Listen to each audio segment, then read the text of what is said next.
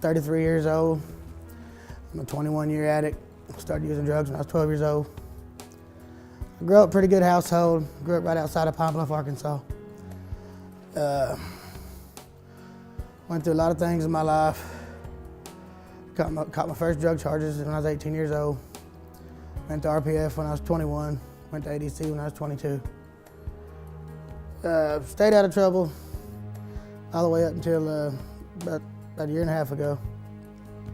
I started coming to Mountain View about 2008. What brought me to this town was my best friend was murdered in Memphis. He was shot in the back of the head twice because of a foolish fight. It really inspired me out of control of my addictions. 2009, my wife came home pregnant. I ain't able to have children, so my spiral just went even further. About a year ago, I moved here to Mountain View. Brought me and my girlfriend and her kid here. They're from here. I moved up here with a friend and became homeless. About 3 days later, and I knew I had to do something to get a place. So I went back to what I know best. I went back to selling drugs. 4 months later, the police come to the door and gave me 9 more felonies and took me to jail. And I didn't know which way to turn, which way to go.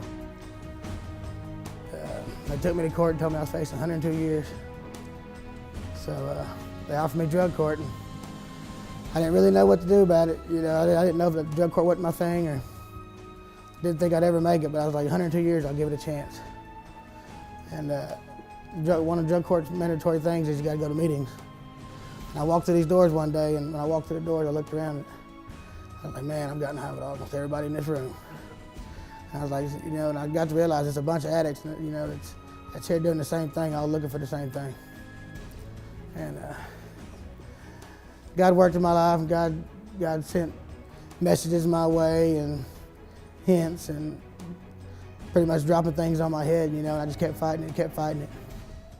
I've always been a real prideful person, and always had a real prideful spirit. And started going to church and started coming here, and when I first came here, I was like, man, this place ain't for me, this place ain't for me. And it wasn't too long after that, God made it for me.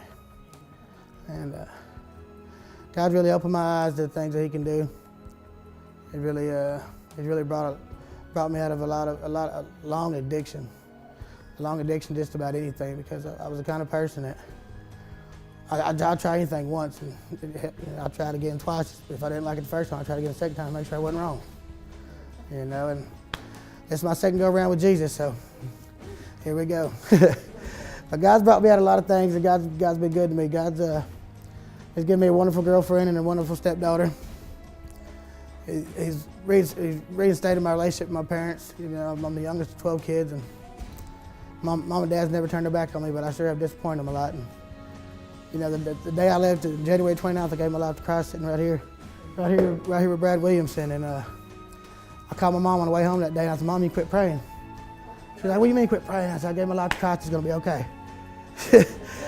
And you know, my mom's been there a lot for me, and Christ has really has brought my family out of a lot of things, and brought my family through a lot of things, and now He's going the same route with me, bringing me through a lot of things. And I really praise the Lord, and I thank the Lord for everything He's done, and I thank this group for everything they're doing. And this ministry is called Saved by Jesus, because we're all saved by Jesus.